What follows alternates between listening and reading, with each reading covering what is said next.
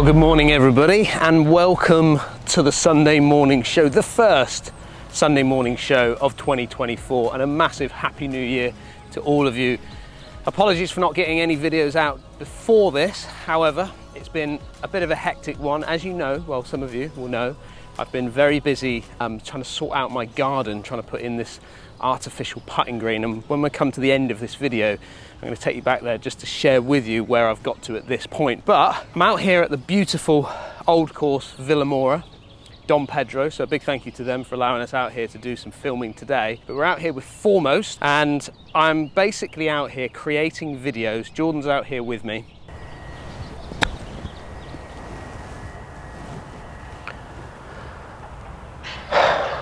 And two of the lads from Foremost, and we're creating some videos, which is all the review videos for all the new equipment coming out for 2024. So I've been very busy this week, hitting lots of golf shots, talking lots of tech to the cameras. Then we've also got HydroZip technology, which is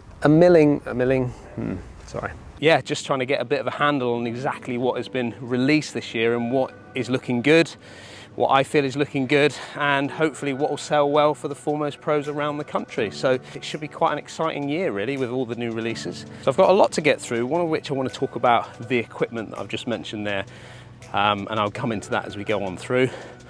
But I also want to talk to you a little bit about what 2024 has installed for me, what 2024 has installed for the channel.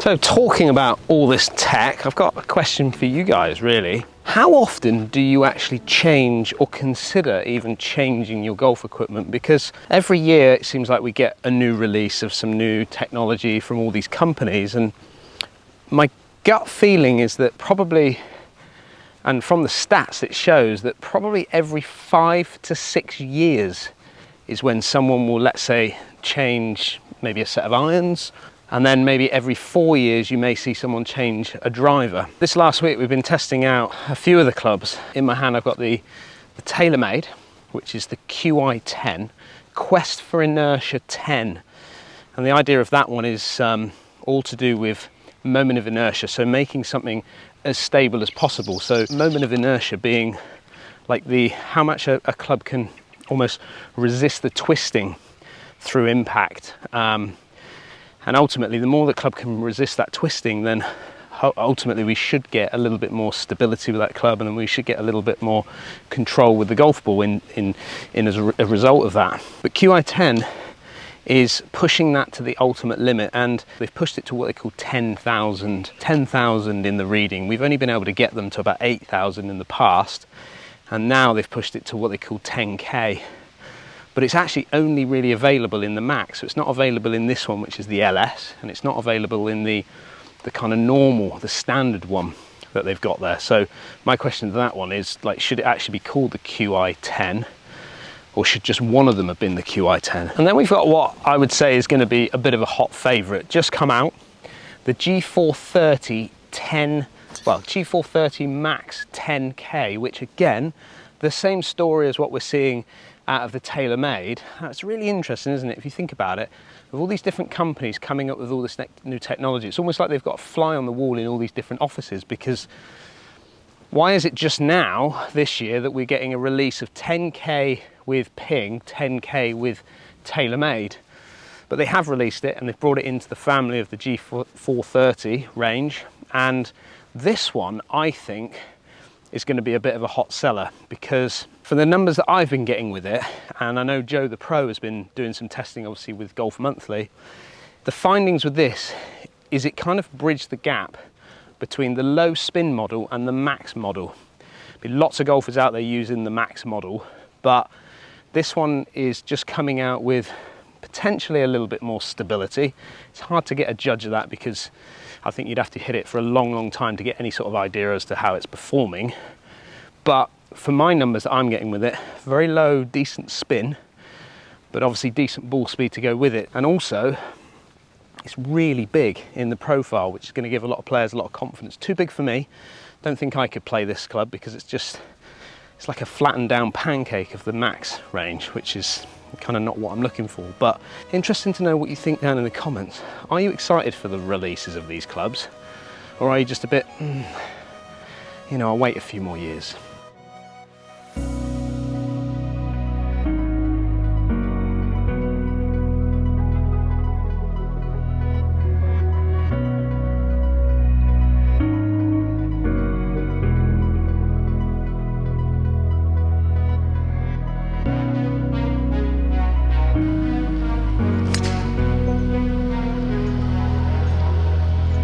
Wow, what a round that was. 1 under I managed to shoot. We were playing a little bit of on the perch, or what we've played in the past is like combat golf or battle golf. Got 35-minute wait for our shuttle back to the hotel, so I thought I'd wander out onto the golf course as it's still a beautiful evening and just give you a bit of an insight into my thoughts on what 2024 kind of looks like for me, my thoughts going forward with the channel. More just about like what you guys should expect to see from the channel moving into 2024. So like I said at the beginning of this video, my focus for 2024 was purely about getting all of the videos done for foremost, because it's an important contract for me and I just wanted to get my mind purely focused on that, and obviously with the build that I've been doing in the back garden. So what does 2024 look like for the channel? Well, to be fair, you're possibly going to see maybe just a little bit less of me, because as much as I want to really keep pushing, it's a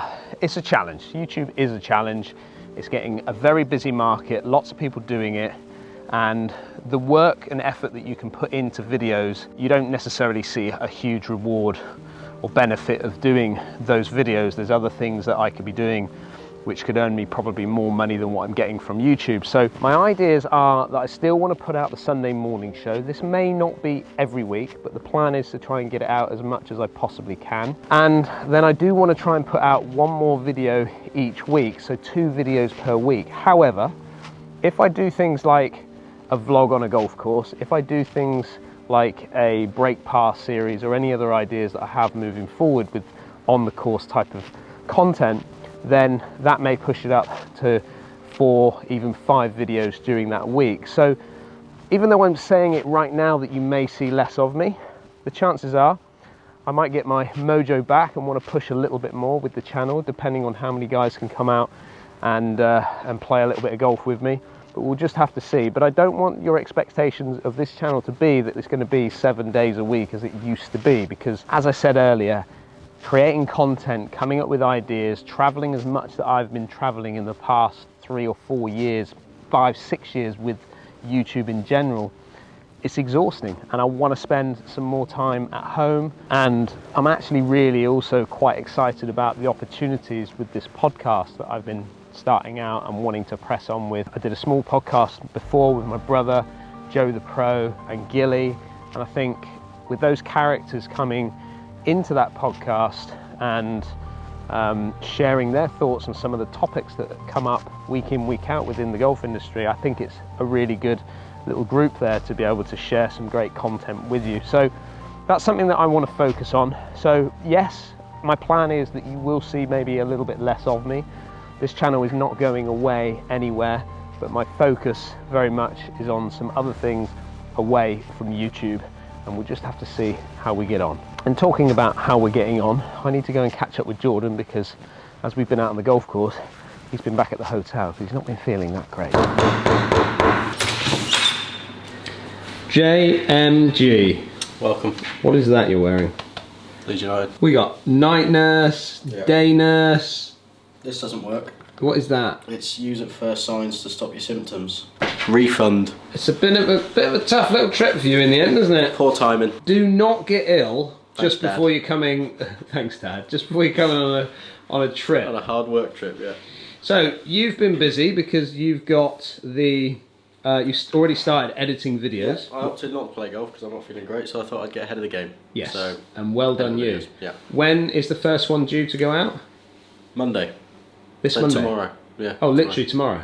Okay, so we got to get what, 2 done for tomorrow. 2 for Monday. Yeah. 2 for Monday. So this is this one of them? This is number 1. Yeah. And what is this? This is the Ping G430 10K Max. Max 10K. I've got a question for you. Okay. There is a lot of kit here, and there is twice as much of this, or 3 times as much, because I've got loads of it in my room as well. Is there a club that has stood out to you this week? Only on looks. Looks? Which one? The Ping Blueprint S. Yeah. Yeah. So you got the T and the S. Yeah. So the T is the complete muscle back blade. Are you telling me that you like the look of that over this beautifulness? This is beautiful, but what I like about this is that this is actually playable.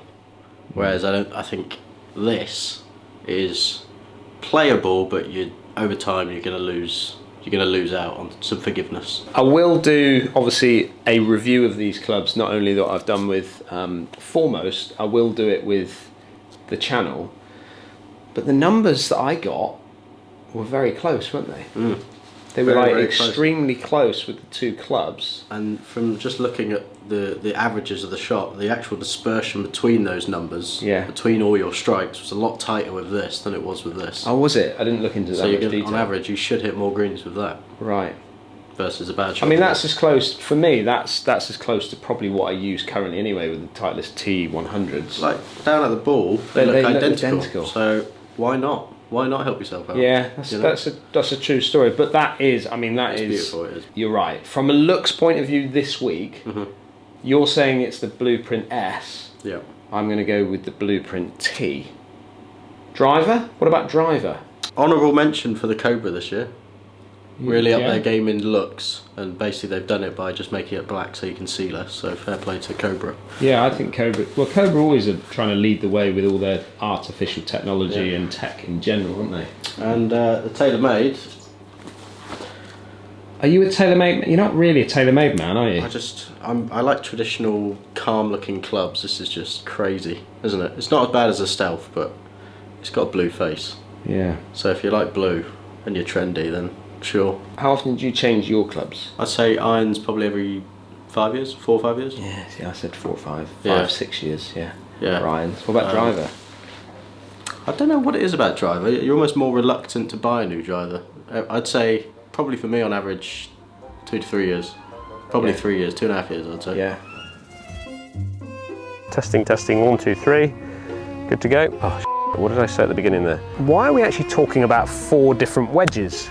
Oof, Christ. Why has that gone so far? But to ensure that we're still getting that forged feel from the 3, 4 and 5 iron, Ping have inserted an elastomer. Nearly had that.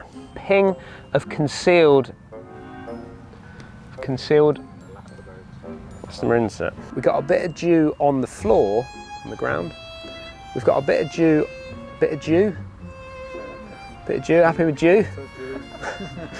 And the big story with these irons is the new AI Smart Face.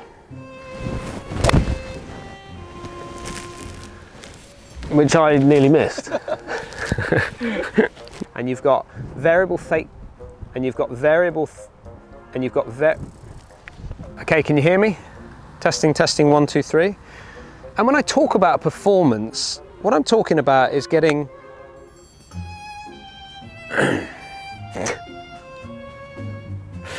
well, I have to say it's fantastic to see that TaylorMade have pushed technology to the limits with their MOI. Hello. One more, what didn't you like? Well, I hope you enjoyed those outtakes. There was a lot of outtakes this week and I've managed to sieve out some of the better ones. Yes. Jordan and I are now done for the week. We've done 17.5 videos. The reason why there's a half video in there is because I've got to get back to the studio and give some numbers and do some other little bits around the TaylorMade irons. Yeah. But we've decided to come out onto the range because we've got a bit of time, haven't we, Jordan? Time to kill before the flight. Yeah. So I thought we'd have a quick look at you. whilst we're here, because I've already emptied my 2 buckets of balls, but you still have 1.5 left. Yeah. I'm a bit slow this trip. I'm a bit slow this trip. I've only got so much energy to go around. To the range, please, Jordan. To the range.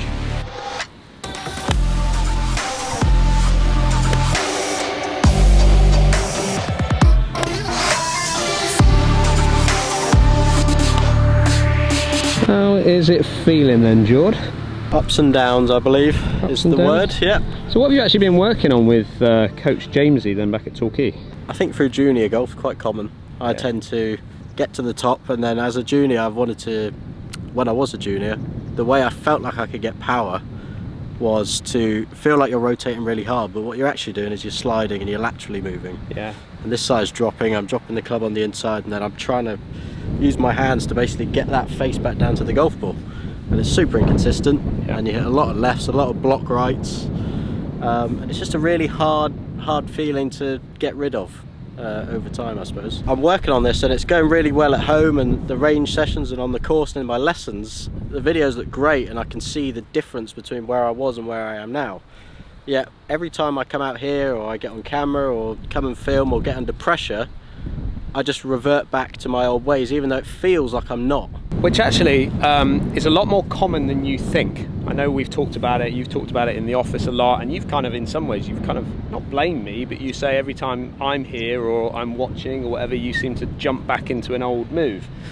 So something that I've kind of said to Jordan today is, I always feel that, especially if you're somebody that's worked the club on the inside, or even somebody that's come over the top, like 2 extremes, should we say, I always think that there's a face issue there. We react to the face of the club subconsciously without knowing too much about it, or react with our hands and things like that. So one thing that I saw with Jordan is he was getting a lot of movement, okay, and then obviously poor strike was coming in, flipping the ball, all these things that he was kind of reverting back to. So I just gave him just a small little tip to try and avoid flipping the face, and it was a grip thing that we did, and it was just something really small, and I may have even talked about this on camera before, but for those players that do struggle with overturning the ball, so moving it from right to left, the way I've dealt with this in the past is to eliminate the left side of the golf course in some ways, and that's all to do with the left thumb. And what tends to happen with a lot of golfers is we tend to get this left thumb sort of squidged up into this position here, but what I did with Jordan is I just asked him to stretch that thumb down. Don't change the grip in any way, just feel like you're stretching that thumb down, and what that does is it makes a small reaction in your arm on the outside forearm here, which makes it kind of a bit tense, and therefore you find it really hard to almost like release the club in some ways, and I feel like Jordan was maybe just over releasing and flipping that club face, and therefore he's going to react to that by swinging maybe just a fraction more on plane or a fraction more left than what he would normally. And that's the first time you've kind of heard of that, isn't it? First time I've heard of that. I feel like I've gone through a big I've seen so many videos, so many TikToks that come up of do this, do that, to fix this, to fix that, but that's genuinely one I've not heard of. And normally when it comes to the grip, everything I've heard, it's been stronger and weaker with your left hand to control that face, but never stretch. But he's absolutely right, I feel it right up here, and it almost feels as if my arm now almost becomes a connection with my shaft, so I know I feel where that face is. Yeah. You know what I mean? That's the thing, and I think for lots of players, especially when you've got the thing moving over, you can really get a sense of it. It will almost feel weak to you, and it's almost like you've got a bit more of a sense of where that face is at impact. That's such a good way of explaining it, the way you've done it there. It is, you feel kind of at one with the club face, which is massively important, especially when face control is, it kind of rules in my opinion. Absolutely, yeah. Does it feel kind of weak? What's the ball flight kind of doing, George? It's just straight, and if anything, it just wants to just fall to the right and maybe start right, but it's not starting left, which is great to see. And you can probably see that flag there. The wind is howling out the right side, isn't it? And you're managing just to hold it. I would normally see this right to left shot, especially with the wind off the right. I'd expect it just to go, but no, we're holding it up against the wind, which is what I want to see. Well, it's been a fun week, exhausting but fun week over here in Vilamoura.